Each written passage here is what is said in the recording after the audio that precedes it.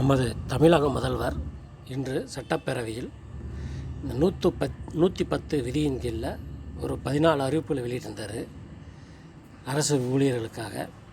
So அதில் முக்கியமான ஒரு சில விஷயங்கள் நம்ம பார்க்கலாம். ஸோ அதில் என்னென்னு பார்த்தீங்கன்னா, முதல்ல இந்த பணியின் போது காலமான அரசு ஊழியர்களின் வாரிசுதாரர்களுக்கு கருணை அடிப்படையில் பணி நியமனம் செய்வதில் உள்ள சிக்கல்களை தீர்க்கும் வகையில் வழிகாட்டு நெறிமுறைகள் வெளியிடப்படும் அப்படிங்கிற மாதிரி அறிவிச்சிருக்காரு. ஸோ அதே மாதிரி பார்த்திங்கன்னா,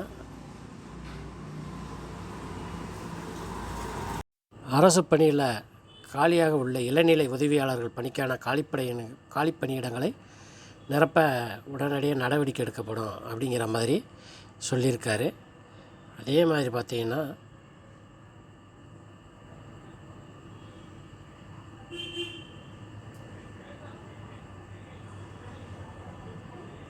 இந்த சத்துணவு சமையலர்கள் மற்றும் உதவியாளர்களுக்கு ஓய்வு பெறும் வயது வரம்பு 58லிருந்து 60ஆக உயர்த்தப்படும் அடிமை கொடுத்துருக்காரு. அடுத்து பார்த்திங்கன்னா, இந்த அரசு பள்ளியில் மாணவர்கள் சேர்க்கை அதிகரித்துள்ளதால் மாணவர்களோட விகிதாச்சாரத்திற்கு ஏற்ப ஆசிரியர் பணியிடங்கள் நிரப்பப்படும் அப்படிங்கிற மாதிரி சொல்லியிருக்காரு.